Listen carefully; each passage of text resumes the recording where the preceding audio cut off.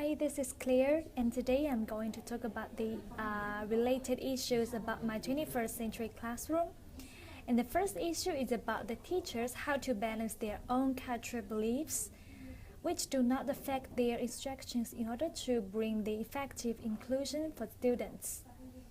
Desire Greenberg and Nevin state that when teaching foreign languages, the teacher's perspective of culture determines the learner's first impressions of the culture being studied. The authors indicated that also that the cultural prejudice comes from the teacher can prevent students' learning as well.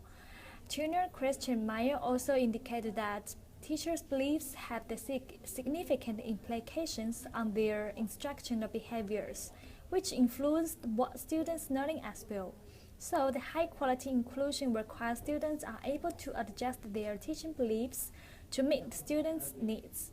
For example, if the students, overseas students or international students do not favor the student-centered learning style, the teacher should consider another teaching methods such as the combination of the teacher-centered and the student-centered learning style.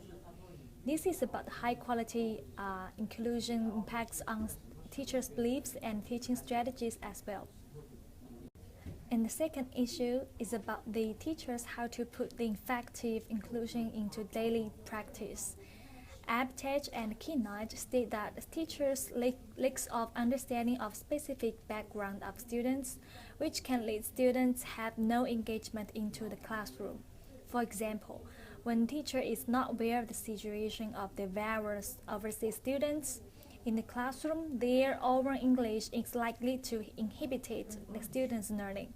More specifically, the authors also assert that the teacher's speaking speed, pronunciation, as well as the accent can directly affect students' effective learning process.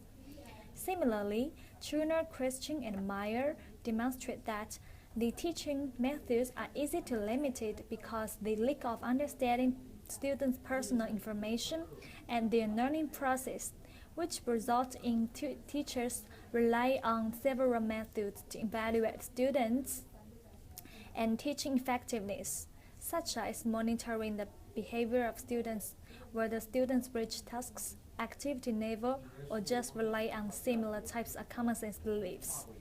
Therefore, the effective inclusion requires teachers should not only prepare the content of the lectures, but also to understand the situation of every single student in their class, so that to develop the effective evaluation and the effective teaching strategies.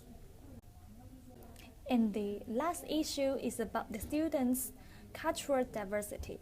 Tao and Tran state that international students come from different countries who have different learning styles and may already have formal learning moods in their previous learning. So, for the teachers, how to choose effective learning strategies to meet various students' needs.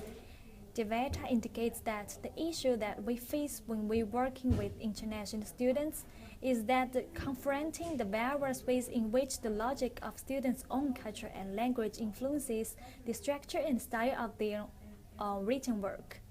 Due to the students' previous learning experience, they have formed a stable language system in their mind, which is hard to change. Thus, the linguistic difficulty belongs to the cultural difference leads to the students have obstacles in learning styles. As noted by Zahana, different cultures had distinctive preference for means of constructing logical arguments and persuasive messages.